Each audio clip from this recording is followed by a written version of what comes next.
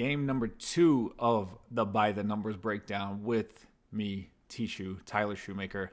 You can find me at vsin.com. You can find me on 3 with Ari and Andy every other Thursday. And at tshoeindex.com, you can get my college football and NFL guides, 2-for-1 deal. $60 gets you the whole thing. You get all of my bets, all the projections for every NFL and FBS game this season.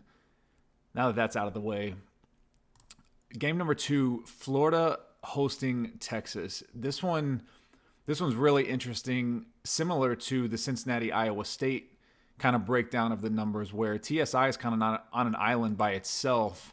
I project Texas -8 here, but in looking at some of the other opponent-adjusted metrics, the other formulas, I think the market is correct here in buying on Florida at, buying at +7, buying at +6. That number's coming down.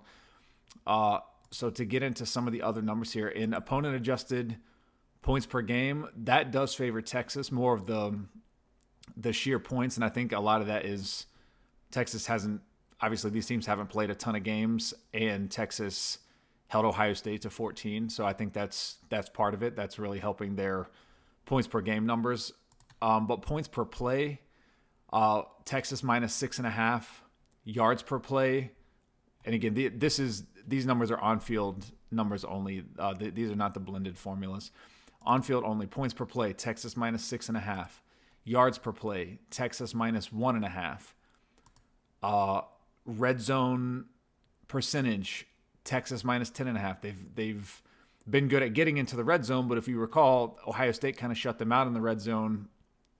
So their red zone scoring, that formula actually favors Florida by 1.5 points. Touchdown percentage, Florida -1. Success rate, Florida -16.5. So Florida's moved the ball better than Texas has, according to these numbers. Explosiveness, Florida -8.5. The average blended formula with the preseason priors still baked in, Texas -1.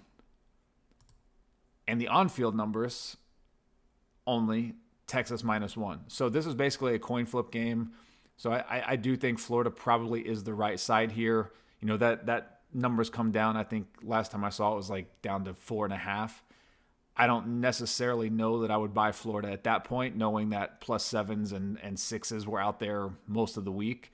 But it will be interesting. So, maybe you get Florida live if Sark crafts up a nice opening drive touchdown or something. Maybe you get Florida back up at that +7. But I do think Florida is the side. I agree with the market move here, despite TSI being Texas -8.